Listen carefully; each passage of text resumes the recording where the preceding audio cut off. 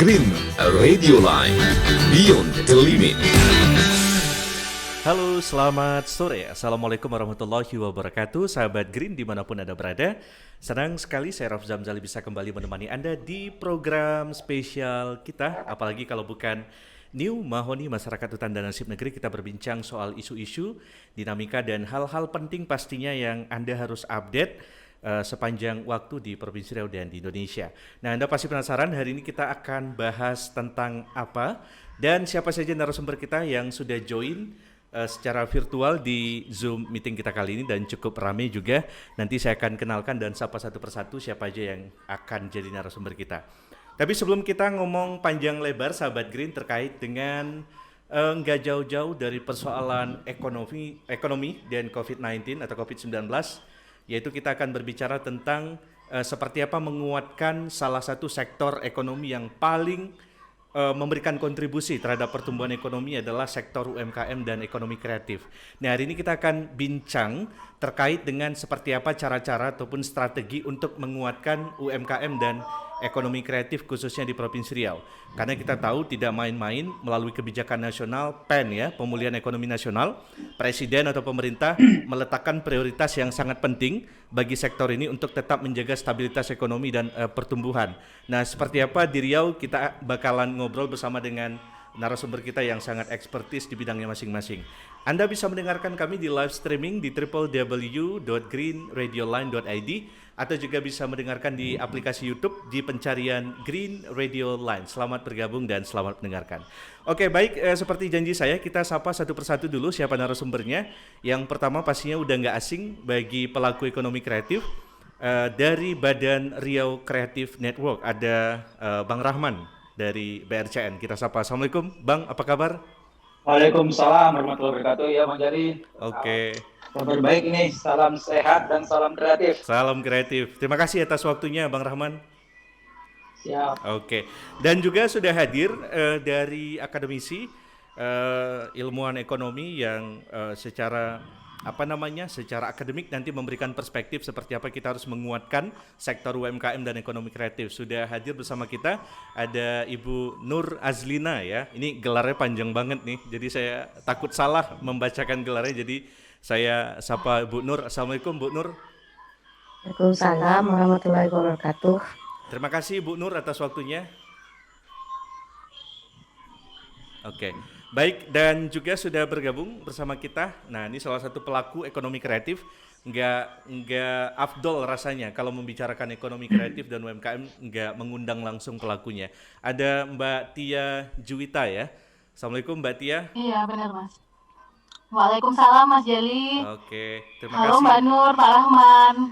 Assalamualaikum. Waalaikumsalam. Oke, dan semulanya juga Bapak Ibu semuanya, saya mengundang Kepala Dinas Perdagangan Perindustrian, UMKM dan Koperasi, namun ada beberapa hal yang tidak bisa diikuti beliau ya, tapi nggak apa-apa, nggak mengurangi intensitas kita untuk membahas ini. Nah, untuk pertama, seperti bahasan tema kita bagaimana menguatkan Saat ini UMKM Anda sedang mendengarkan Radio industri Era ekonomi Baru, kreatif yang ada di Green Riau, apalagi Radio dengan Line, pandemi Beyond the gampang. Limit. Nah, untuk mengupdate secara sekilas dulu, saya ingin ke BRCN. Selaku institusi atau lembaga yang emang dibentuk oleh Pak Gub untuk mengeksersis seperti apa kemajuan-kemajuan UMKM kita, industri kreatif dan lain sebagainya. Nah, Bang Rahman, sebetulnya di masa-masa pandemi mulai dari Februari kemarin sampai dengan akhir Desember ini, apakah UMKM atau ekonomi kreatif kita baik-baik saja, sedang baik-baik saja, atau gejolaknya cukup luar biasa, atau seperti apa? Mungkin kita ingin dengar kabarnya dari pantauan BRCN. Silakan. Baik, terima kasih Bang Jari dan pemirsa pendengar sekalian semuanya di Green Radio. Para narasumber juga. Ya, kalau dikaitkan dengan UMKM dan ekonomi kreatif ini pada saat sekarang ini masa pandemi ini memang sangat terdampak ya.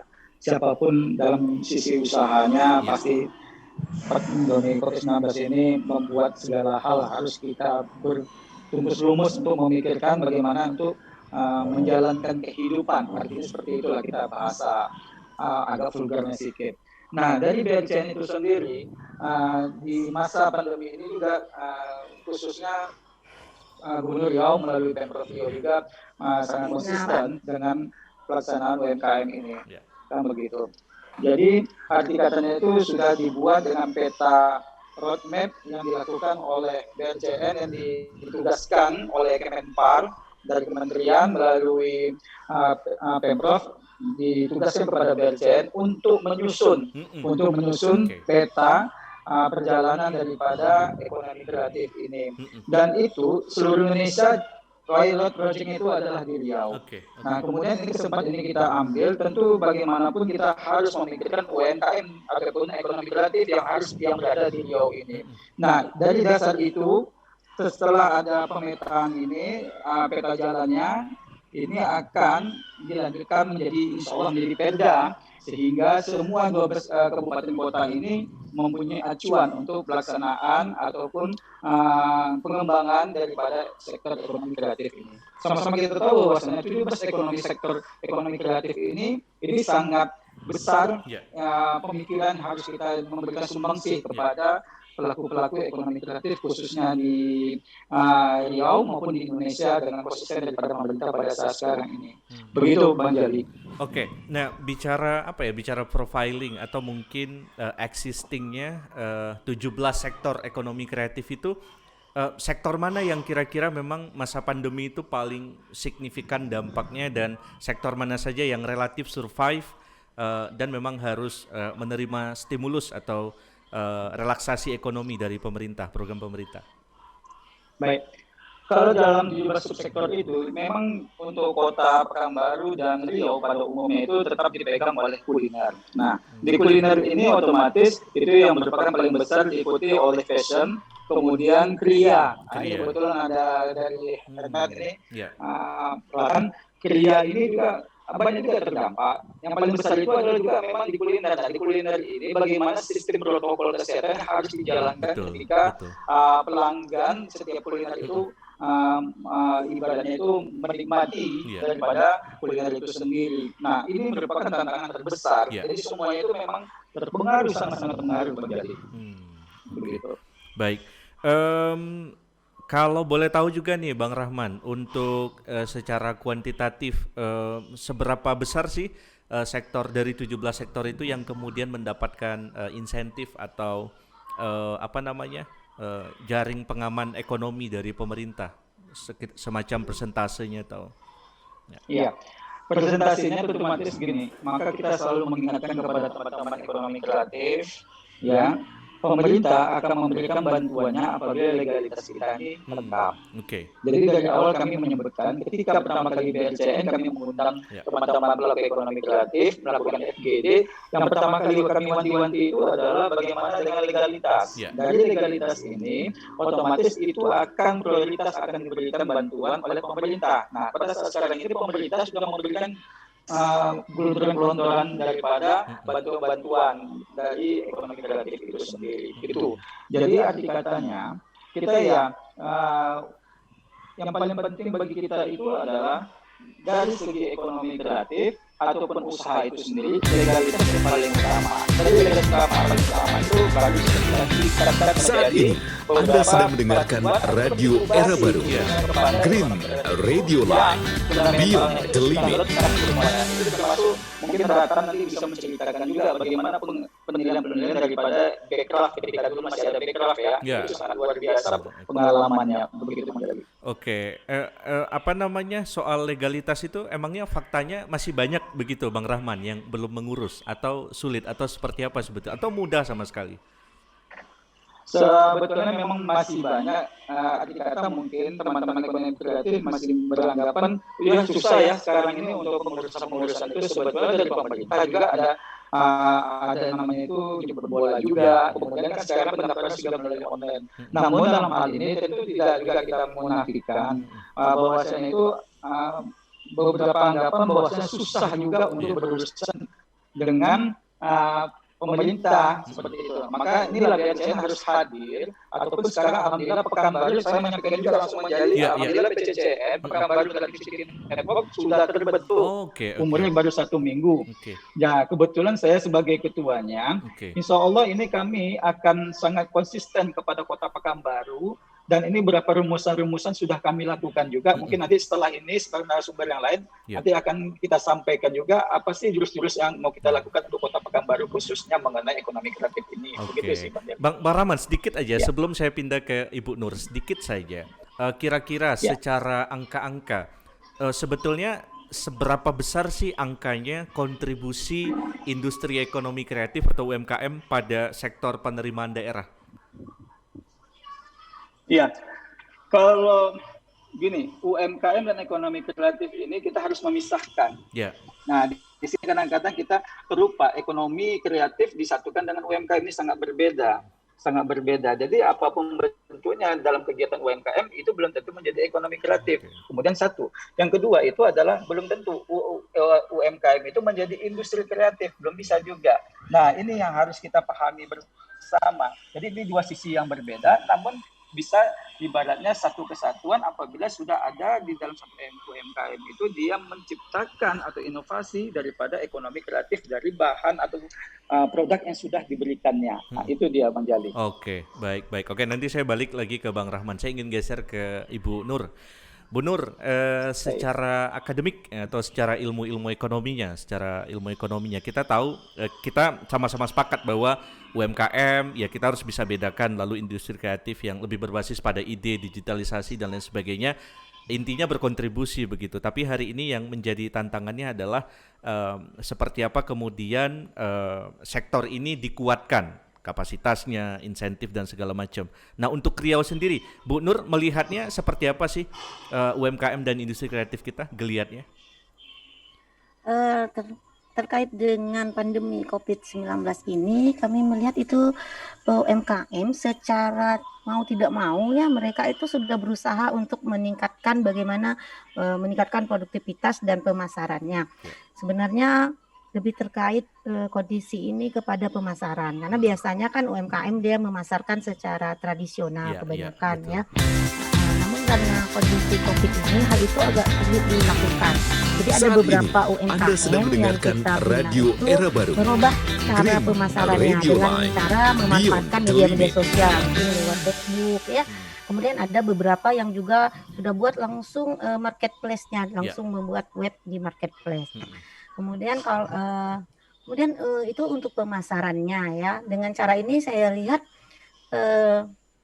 tingkat pemasarannya agak berkembang. Kemudian langkah yang kedua itu mereka harus juga menjaga cash flow dari produktivitas mereka. Karena ketika cash flow-nya itu terjamin, insya Allah mereka akan bisa melanjutkan atau mempertahankan produktivitas. Apalagi sekarang kan tidak bisa tatap muka langsung ya. Mungkin tadi dengan cara pemasaran menggunakan media sosial ini akan bisa menseimbangkan cash flow. Kemudian yang ketiga itu kalau saya dari jurusan akuntansi ya, kayaknya mereka tuh harus bisa merencanakan kembali tentang pendapatan dan anggarannya.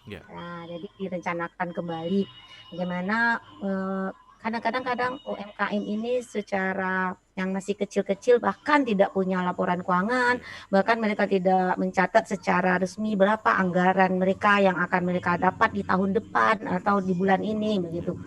Beberapa kali kita turun, kendala yang kita dapat rata-rata UMKM tidak membuat laporan keuangan yang sangat sederhana yang seperti yang dimauin oleh pemerintah ya.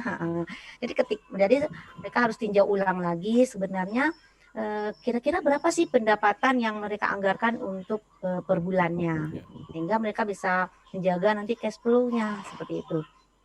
Mungkin itu saja ya, dan selain meningkatkan pemasaran mungkin terpaksa harus inovasi lah ya. Inovasi benar.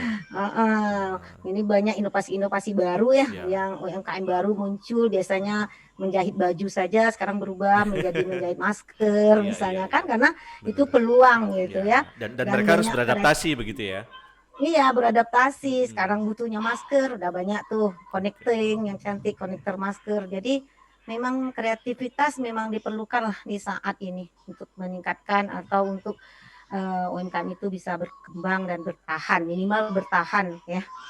Mungkin itu berarti Ramzan. Ya, ya artinya Bu Nur ingin mengatakan juga bahwa tren dari pertumbuhan UMKM dan industri kreatif itu sebetulnya relatif sudah baik ya, ditambah lagi dengan pandemi itu menjadi semakin beradaptasi, berinovasi dan kreatif begitu ya. Tapi ini kan pastinya nggak semua nih Bu Nur. Ini kan nggak semua. Nah, gimana kemudian ini bisa jadi merata begitu? Apa strateginya? Strateginya kita biasanya kalau kami dari pihak akademis itu kami melakukan beberapa sosialisasi, pelatihan untuk meningkatkan strategi pemasaran di UMKM. Selain kami mengasihkan pelatihan itu bagian dari pengabdian kita sebagai pihak akademis ya. Kita memberikan bagaimana sih minimal mereka bisa jualan pakai Facebook yang rata-rata mungkin semuanya punya gitu ya. Kalau dia nggak punya mungkin anaknya yang kita ikutkan pelatihan Facebook, Instagram menggunakan. Terus di tingkat yang UMKM-nya sudah agak lumayan terstruktur ya, itu sudah malah dibuatkan webnya ya. Jadi seperti itu yang kita lakukan dari Pak Akademis, karena selama 1 tahun pandemi 2020 ini kita juga turun ke UMKM. Kalau saya turun ke hampir ke semua kabupaten dan kota ya dengan tim itu tentang meneliti tentang bagaimana strategi dan inovasi UMKM untuk menghadapi pandemi COVID-19 ini. Ya. Rata-rata yang kita temui itu karena kita kan datangnya mewawancarai kemudian memberikan beberapa pertanyaan, rata-rata itu tadi kebanyakan UMKM yang kecil-kecil itu justru kadang-kadang nggak punya HP Android sama sekali, jadi untuk memanfaatkan. Saat ini Anda sedang mendengarkan Radio Era Baru, Green Radio Line, Beyond the Limit. Itu mungkin kendala yang masih kecil-kecil. Tapi sebagian ada yang memang UMKM-nya kecil, orang tuanya memproduksi, anaknya yang terlibat di bagian pemasaran. Jadi ketika anaknya yang terlibat di bagian pemasaran, biasanya anak-anak sudah lebih memahami tentang IG, tentang Facebook. Jadi sudah bisa kita arahkan juga. Oke. Kalau menurut Bu Nur, ada hal-hal yang harus kita prioritaskan pada sektor apa begitu? Kalau industri kreatif, ekonomi kreatif kita tahu ada 17 sektor yang diatur Ekraf. Untuk apa yang harus saat ini yang bisa bertahan dan mungkin yang bisa kita prioritaskan ya industri makanan ya, karena industri makanan ini bisa diinovasikan. Jadi bisa dia modifikasi dan inovasi, dan kemudian apalagi makanan tradisional ya sekarang kayaknya sangat dicari gitu ya. Jadi industri makanan tradisional mungkin dengan cara packingnya lebih bagus, menarik. Kemudian industri pakaian ya, karena industri pakaian tadi saya bilang fashion justru jadi menyesuaikanlah dengan keadaan saat ini. Kemudian kerajinan tangan. Kerajinan tangan ini kayaknya luar biasa ya berkembang ya. Saya lihat aja sekarang kelihatannya untuk masker saja ada bermacam model, kemudian connecting masker, itu yang mempekerjakan, yang menciptakan adalah UMKM. Dan kita dari bagian akademis itu ada suatu badan ya yang memang tugasnya untuk memantau dan membantu UMKM yang ada di Riau. Dan kita juga bantu secara pemasarannya secara tidak langsung, kita juga bantu untuk meningkatkan penempatan dari UMKM. Oke, baik.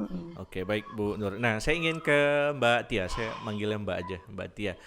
Mbak Tia, mungkin belum banyak yang kenal ini ekonomi kreatif yang di-create atau digagas atau dilakukan oleh Mbak Tia. Mungkin bisa dijelasin dulu ekonomi kreatifnya sektor apa dan ini seperti apa? Apakah di tengah pandemi ini seperti apa situasinya? Pastinya jatuh bangun juga, tapi bisa tetap survive mungkin. Silakan Mbak Tia. Oke, selamat siang semuanya. Assalamualaikum warahmatullahi wabarakatuh. Sebelumnya dia perkenalkan dulu tentang usaha kreatif yang saat ini dia jalani. Jadi dia itu punya usaha namanya Kerajinan Rotan Ratatia Ratan Handmade. Jadi Ratan Handmade ini sudah dia mulai itu tahun 2013 dan itu memang awalnya sudah lahir melalui secara pemasaran digital, yaitu melalui Instagram. Jadi kami memang bergerak dari rumah, memberdayakan pengrajin-pengrajin rotan yang ada di Riau.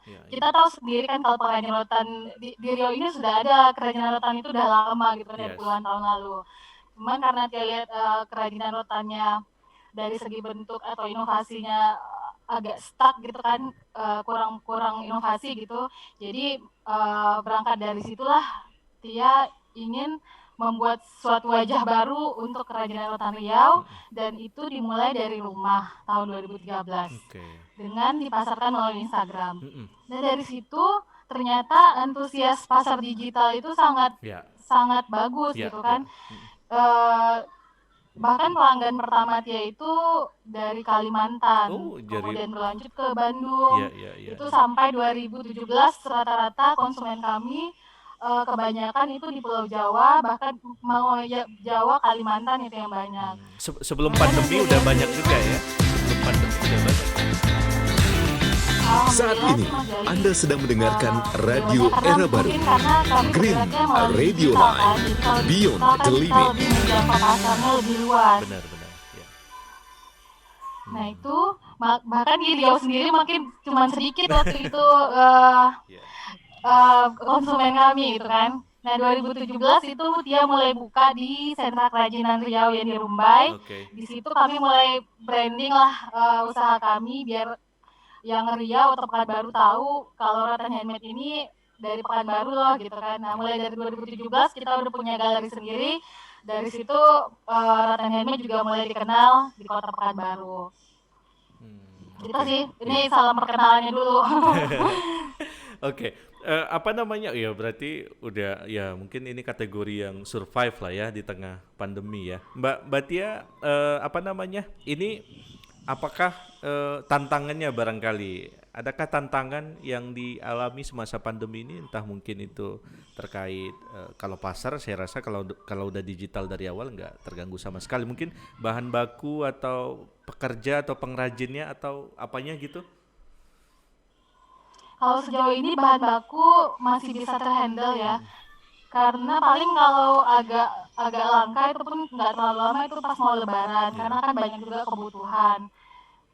Dan kita juga memvariasikan, jadi tidak hanya menyediakan kerajinan rotan aja, tapi kita juga memvariasikan dengan produk-produk lain gitu. Nah, jadi seperti apa contohnya? Situ, misalnya kalau di Pekanbaru ini kan cuma ada rotan gitu ya, rotan yang saya tahu gitu.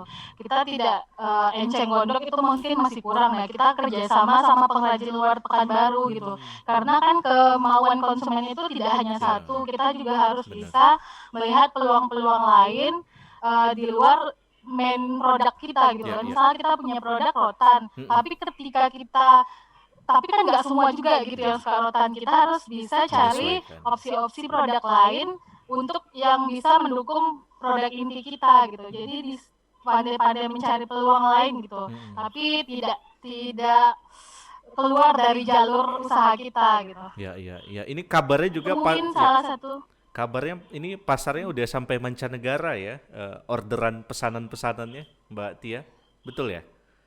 Iya, ada beberapa sih Mas yang ke luar negeri, yaitu tadi karena memang kita bergeraknya melalui digital, jadi memang UMKM kalau memang belum menyentuh pemasaran secara digital, kita usahakanlah bisa membuat digital minimal tuh sosial media gitu, sosial media Instagram sama Facebook. Oke, baik. Oke, ini menarik. Saya ingin ke Bang Rahman. Bang Rahman, dari pembicaraan kita tadi ada salah satu kata kunci yang penting adalah pasar dan digital. Kemudian itu diinterkoneksikan dengan internet atau teknologi. Nah, bagaimana kemudian BRCN bisa menggarap semua itu pada 17 sektor ekonomi kreatif dan UMKM katakanlah begitu, sehingga memang digitalisasi ekonomi ini betul-betul ya sangat beradaptasi dengan situasi kita hari-hari ini. Benar.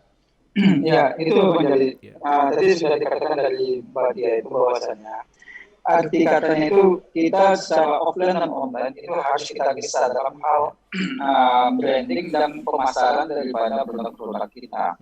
Nah, di sini tentu BRCN konsisten komitmen untuk pelaksanaan daripada pemasaran itu sendiri. Jadi sekarang lagi digesah suatu aplikasi yang diproduksi oleh BRCN untuk bisa bekerjasama dengan startup yang ada di Kota Pekanbaru ataupun Riau itu. Ini alhamdulillah ini cukup banyak untuk startup kita sudah. Ini akan kita kolaborasikan dengan adanya produk-produk ataupun yang akan dipasarkan oleh UMKM ekonomi kreatif kita. Jadi itu yang harus kita kerjakan kan gitu Bang Jali kan. Nah, kemudian kelanjutan itu adalah sekarang ini ekonomi kreatif kita ini cukup menggeliat untuk Kota Pekanbaru maupun Riau. Cuman belum terkonektivitas. Saat ini, Anda sedang mendengarkan Radio Era Baru, Green Radio Line, Beyond the Limit. Empat komponen yang harus bekerja sama di sini Bang Jali. Dan itu harus tidak bisa salah satu. Apa itu? Yang pertama adalah pemerintah, kemudian akademisi, pelaku bisnis, dan komunitas. Nah, peranan pemerintah ini di mana? Tentu dia harus dengan fungsi anggarannya, fungsi regulasi dan hukum, fungsi pemberdayaan, juga harus fungsi perencanaan itu memang harus mereka buat dari segi pemerintah. Siapa yang memberi masukan untuk fungsi perencanaan itu? Itulah komunitas, itulah daripada pelaku bisnis. Sehingga perencanaan itu jelas bersama-sama dalam waktu dekade 5 tahun ke depan. Nah, kemudian masukan daripada akademisi macam tadi kan memberikan masukan juga yang bagus bahwasanya fungsi pendidikannya, peningkatan sosial kepitingnya, fungsi penelitian inovasi, fungsi pengabdian ini kita berkolaborasi semua. Ujung-ujung itu adalah ekosistem daripada ekonomi kreatif itu sendiri di Kota Pekanbaru maupun Riau ini sudah terbentuk. Nah, ini harapan kita besar kan gitu ya Bang Jali. Namun dalam hal ini kan tidak seperti makan cabai langsung pedas. Ada proses-proses di sini. Nah, ini adalah salah satu dari pemerintah provinsi melalui BRCN juga nanti ke depannya itu sudah melakukan bagaimana pemetaan dan roadmap yang harus dijalankan. Sehingga ekonomi kreatif yang ada di tempat kita ini memang betul-betul terbimbing dan mempunyai goal. Goalnya apa? Tidak lain adalah bagaimana setiap ekonomi kreatif yang ada itu dia berkembang dan tentu menghasilkan. Itu yang paling penting. Dalam hal bagaimana dia menata kehidupan daripada ekosistem perusahaannya itu sendiri. Tentu banyak yang harus kita beri masukan-masukan, terutama dengan akuntansi. Ini juga fundamental juga. Di hitungan akuntansi yang sederhana itu wajib hukumnya daripada UMKM atau ekonomi kreatif memahami, sehingga apabila ada program dengan bantuan lunakkah dia ataupun dengan ibaratnya bantuan-bantuan CHSE yang dikelontarkan oleh pemerintah, ini UMKM atau ekonomi kreatif yang bisa menerima itu adalah hal-hal semua itu dilengkapi mereka. Begitu Bang Jali.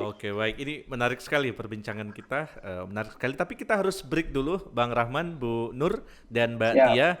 Kita bakalan balik lagi karena ada pariwara yang mau lewat dulu. Kita kasih jeda sedikit. Sahabat Green, menarik sekali. Nanti kita akan lanjutkan kembali perbincangan kita terkait dengan bagaimana menguatkan UMKM dan ekonomi kreatif, apa jurusnya. Tadi udah banyak dieksplor oleh narasumber kita. Nanti kita bakalan lanjut lagi. Tetap di Green Radio Line. Kita akan segera kembali selepas pariwara berikut ini.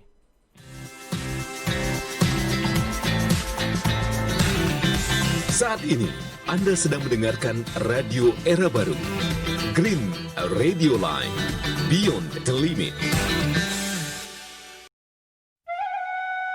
Saya Amral Ferry, Kepala P3I Sumatera, Kementerian Lingkungan Hidup dan Kehutanan. Di tengah situasi pandemi COVID-19 ini, menghimbau kepada seluruh masyarakat Riau untuk dapat menjaga lahannya dari kebakaran hutan dan lahan. Meskipun kita memasuki musim hujan, kita harus terus waspada dan tetap menjaga lahan dari kebakaran, yaitu dengan tidak membuka lahan dengan cara membakar. Pencegahan kebakaran hutan lebih baik daripada memadamkan kebakaran hutan. Kebakaran hutan dan lahan adalah suatu kejahatan karena dampaknya dapat merusak kesehatan, hilangnya kenakalan hayati, dan terganggunya hubungan diplomatik dengan negara tetangga. Oleh karena itu, membakar hutan dan lahan berarti melanggar hukum dan sanksinya dapat berupa pidana, perdata, atau sanksi administrasi. Mari kita cegah kebakaran hutan dan lahan. Kita wujudkan Riau bebas asap, Riau hijau yang bermarwah. Salam tangguh.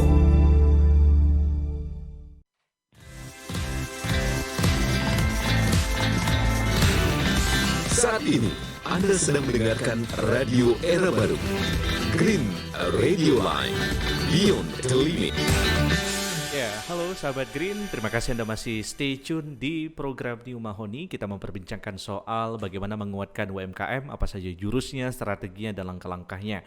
Nah, di sesi pertama tadi kita sudah men-share berbagai macam informasi dan masukan-masukan seperti apa yang harus dilakukan baik oleh Dr. Rahman dari BRCN, dari Bu Nur dari Fakultas Ekonomi dan Bisnis Universitas Riau, dan juga Mbak Tia ya selaku pelaku ekonomi kreatif itu sendiri. Anda bisa mendengarkan kami di streaming kita di www.greenradioline.id atau juga bisa mencari kita di aplikasi YouTube di pencarian Green Radio Line. Selamat bergabung dan selamat mendengarkan.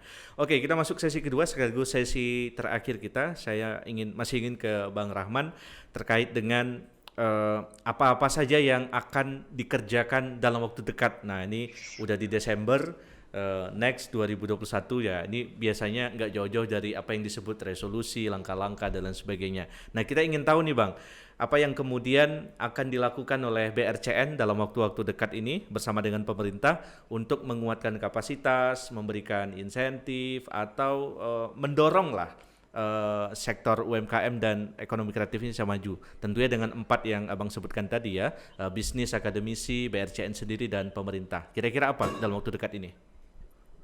Ya, yang malam dekat ini kan sudah kita sama-sama ketahui bahwasanya sudah mulai digelontorkan bantuan kepada ekonomi kreatif, kan begitu. Kemudian yang kedua sudah dilakukan dari pemerintah, sudah penyusunan bagaimana roadmap peta jalan yang harus dibuat oleh suatu Pemprov, dan akan didelegasikan berupa perda insya Allah ke depannya, sehingga acuannya jelas di 5 tahun ke depan. Arti katanya kita ekonomi kreatif ini ada kepastian loh, kan gitu istilah dari Pemprov, dari pemerintah kita. Kemudian yang ketiga, yang keempat, yang dalam hal ekosistem sudah terbentuk itu, kita mengharapkan bersinergi kepada pariwisata. Nah, pariwisata hidup, ekonomi kreatif pasti akan hidup. Ditambah dengan digitalisasinya, kan begitu. Digitalisasi ini jangan lupa pula. Jadi kita tetap mengesan digitalisasi kita nih Bang Jali. Nah, kemudian yang keempat itu adalah ini kita harus fokus juga dengan inkubasi dari itu inkubator yang dimana yang kita anggap ekonomi kreatif yang ibaratnya itu potensial. Yang potensial ini harus kita bina betul-betul, dan itu ada kita lakukan satu lembaga inkubasi, baik BRCN ataupun PCCN yang baru lahir ini, khususnya Kota Pekanbaru, sehingga ini sangat signifikan untuk membantu ekonomi kreatif. Yang kelima, target yang terakhir nih Bang Jali, PCCN insya Allah kita sebagai tuan rumah di di Provinsi Riau. Artinya seluruh Indonesia nanti itu di bulan Desember ekonomi kreatif semuanya berfokus di Riau. Terutama Kota Pekanbaru. Nah, ini good news-nya nih. Karena kemarin kan di bulan Desember baru dilakukan di Bali, Bang Jali. Dan insya Allah tahun depan itu kita sebagai tuan rumah. Nah, apa tuan rumah ini kita sebagai tuan rumah hanya sebatas itu saja, tentu otomatis ini kesempatan kita kepada teman-teman ekonomi kreatif yang mempunyai produk yang sangat-sangat luar biasa. Ini kesempatan kita mendatangkan investor, apalagi dengan insya Allah kalau misalnya pandemi ini ibaratnya berakhir atau bisalah kita mendatangkan investor-investor dari luar, terutama Malaysia, ini sangat luar biasa juga. Sehingga kita mengharapkan juga dengan ekonomi kreatif yang ada, investor sudah ada, kita meminta display. Display tempat itu di mana? Mungkin di ibu kota negara, kemudian yang paling dekat mungkin di Kota Pekanbaru ini adalah di mall-mall ataupun kita bekerja sama dengan asosiasi PHRI, wajib setiap hotel ataupun mall itu ada pojok ekonomi kreatif. Nah, ini yang kita bisa juga ini Bang Jali. Nah, ini harapan kita bersama, doakanlah supaya memang alhamdulillah Pemprov ini sangat fokus dengan ekonomi kreatifnya. Begitu. Luar biasa. Saya pikir udah sangat futuristik ya, sudah. Mudah-mudahan bisa tercapai apa yang tadi Bang Rahman sampaikan. Mungkin saya ingin nanti yang terakhir Bu Nur ya, saya ingin ke Mbak Tia. Mbak Tia, saya ingin tanya harapan lah barangkali ya, harapan-harapan seperti apa yang Anda inginkan kemudian supaya memang fokus atau upaya-upaya dari pemerintah atau stakeholder lainnya, bisnis, dunia swasta, akademisi juga bisa berkontribusi nih untuk kemajuan UMKM ataupun industri kreatif. Dari Anda apa, Mbak Tia?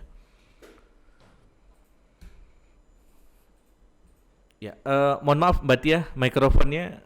Mohon maaf Mbak Tia, ya mikrofonnya. Baik.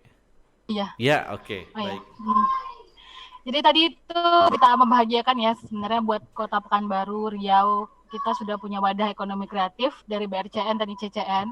Karena sebenarnya kesempatan-kesempatan untuk ekonomi kreatif itu lumayan banyak di Indonesia ini. Karena kan memang salah satu yang dipandang saat ini kan untuk menggerakkan perekonomian itu dari UMKM gitu. Ya kemarin dia cerita sedikit, dia pernah ikut itu Bekraf dulu namanya, kalau sekarang kan Kemenparekraf gitu. Semacam mendapatkan bantuan dana hibah untuk meningkatkan produktivitas. Nah tadi seperti yang Pak Rahman bilang tadi, tapi memang kita sebagai UMKM harus menyiapkan semacam legalitas, laporan keuangan, karena untuk mendapatkan bantuan atau baik berupa barang atau berupa uang gitu kan, kita nggak mungkin negara itu memberikan secara cuma-cuma kepada UMKM dalam tanda kutip yang belum jelas gitu kan. Jadi kejelasannya itu ya memang harus ditunjukkan dengan kita memiliki legalitas. Kemudian laporan keuangan ini sebenarnya bukan hanya untuk mendapatkan atau mempermudah akses ke sana, tapi juga demi kesehatan perusahaan kita. Jadi jangan beranggapan misalnya usahanya masih kecil kok gitu kan, kenapa mesti buat laporan keuangan. Bahkan memang laporan keuangan itu harus kita mulai dari usaha kita saat masih kecil gitu. Kalau tiap pribadi, keuangan usaha itu harus dipisahkan dengan keuangan pribadi. Jadi tidak ada dicampur adukan antara keuangan pribadi dengan keuangan usaha. Ketika kita sudah mencampur adukan atau ngambil sedikit atau gimana gitu, nanti itu buyar gitu semuanya. Jadi agak susah untuk bertumbuh gitu. Kita nggak kelihatan pertumbuhannya. Betul. Jadi lebih baik kita mungkin menetapkan penggajian untuk diri sendiri. Jadi ada batasnya gitu, tidak main ambil gitu. Dan yang tadi balik ke tadi, BRCN ini waktu itu cukup terbantu dengan adanya BRCN dengan membantu proses pengurusan legalitas, karena waktu itu mepet, dia juga nggak kepikiran untuk melegalitaskan usaha, karena ketika kita tahu ini butuh baru dibuat gitu. Jadi mungkin UMKM lain juga belum merasa butuh untuk melegalitaskannya, tapi itu perlu gitu. Jadi jangan kayak dia ketika ada kesempatan baru buat buru-buru gitu. Jadi alangkah lebih baiknya jika kita sudah mempersiapkannya lebih awal. Karena kesempatan itu cukup banyak sebenarnya. Jadi kita bisa, mungkin teman-teman UMKM bisa follow Instagram BRCN, mungkin BRCN-nya juga lebih informatif gitu Pak Rahman. Nanti misalnya kadang-kadang kan teman-teman UMKM ini nggak semuanya itu melek teknologi, apalagi misalnya yang sudah mungkin ownernya sudah tua atau apa gitu kan. Nah kalau yang masih muda-muda mungkin masih sering melihat peluang-peluang, lihat Instagram gitu kan. Kalau yang udah tua-tua mereka mungkin tidak tahu informasi, atau bukannya nggak tua juga, mereka nggak tahu harus informasinya kemana. Nah BRCN inilah sebagai wadah ketika misalnya di pusat atau di provinsi kita punya semacam kegiatan yang khusus UMKM atau apa gitu, langsung disebarkan merata sehingga semuanya bisa dapat informasi. Betul. Oke. Astagfirullah, jatuh. Sampai jatuh kan? Iya, saya sepakat itu. Artinya memang harus ada kanal-kanal kreatif ya dari BRCN ya untuk menjangkau segala macam kebutuhan-kebutuhan dari para pelaku ekonomi kreatif dan UMKM. Ada lagi Mbak Tia harapan-harapannya atau cukup? Ya semacam menjadi semacam wadah untuk UMKM itu berkonsultasi, mendapatkan informasi. Misalnya UMKM itu butuh apa? Butuh bagaimana cara memberikan laporan, menyajikan laporan keuangan. Mungkin melalui BRCN itu bisa diberikan semacam training atau pelatihan gitu kan. Jadi ya kan memang nggak, UMKM kita banyak, tapi nggak semuanya juga mereka yang sudah bisa gitu kan. Bahkan mungkin yang secara simpel aja bikin Instagram gitu kan, nggak semuanya juga bisa gitu kan. Jadi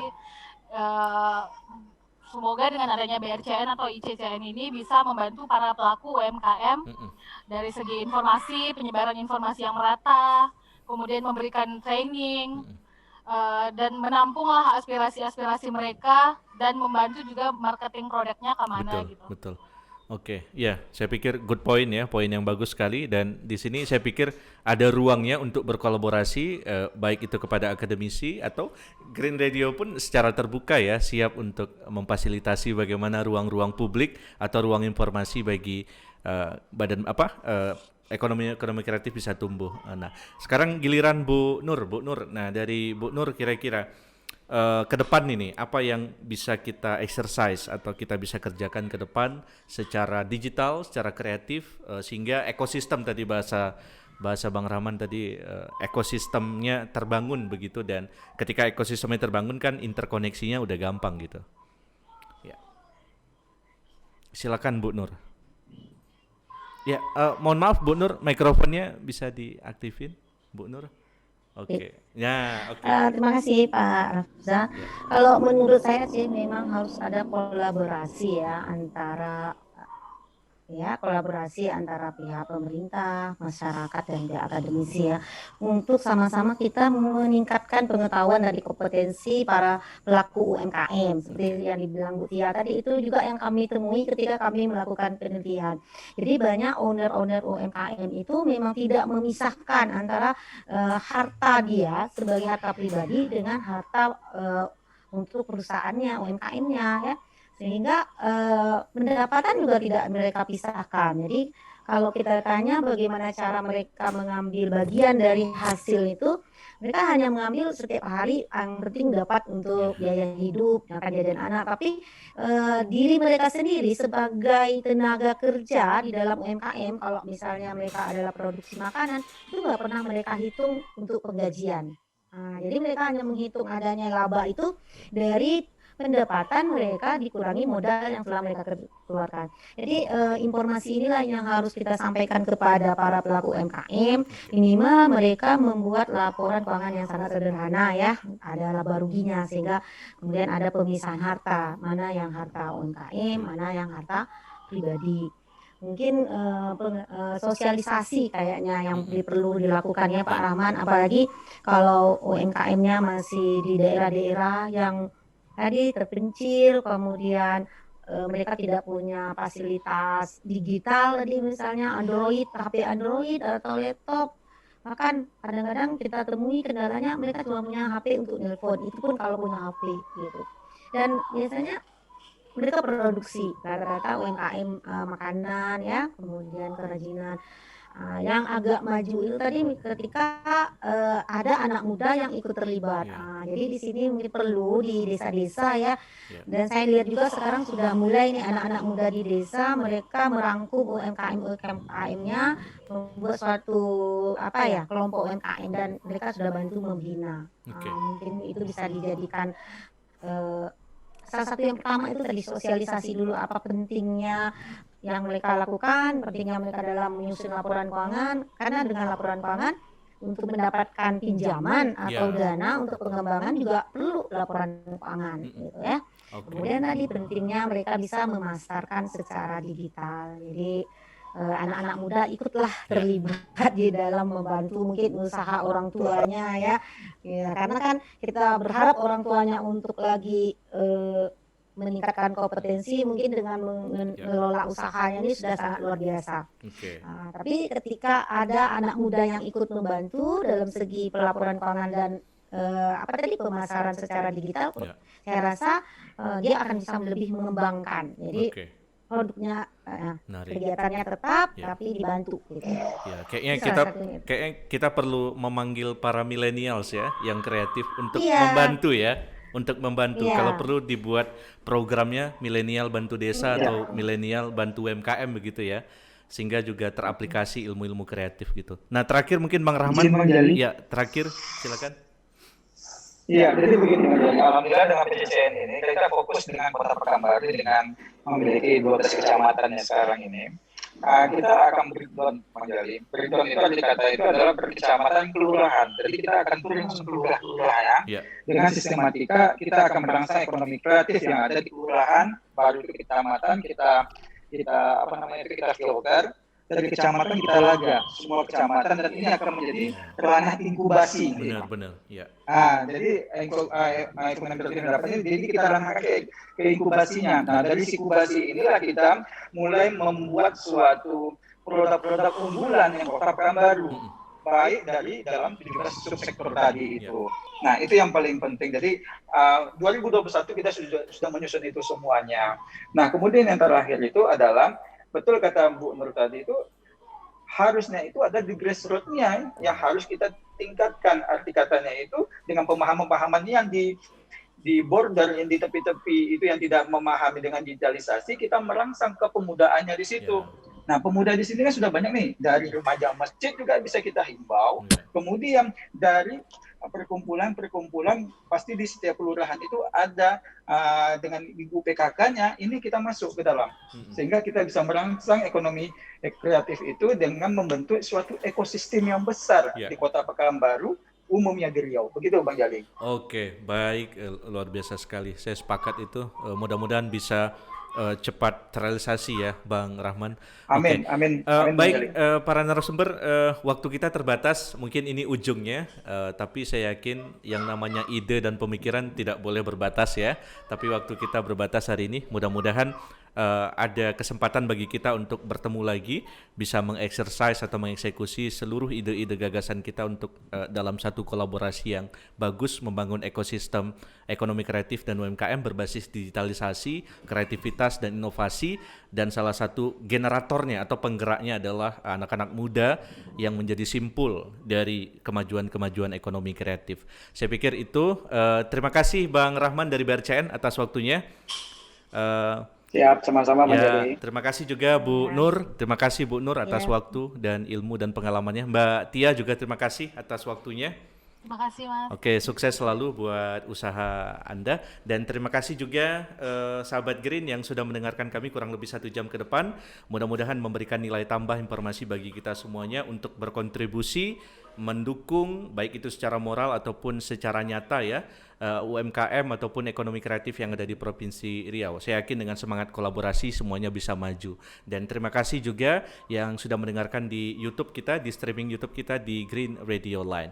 Saya Raf Zamzali mewakili seluruh kerabat kerja yang bertugas pamit undur diri. Kita jumpa lagi hari Rabu dan hari Jumat dalam program New Mahoni. Terima kasih atas kebersamaan Anda. Green Radio Line, Beyond the Limit.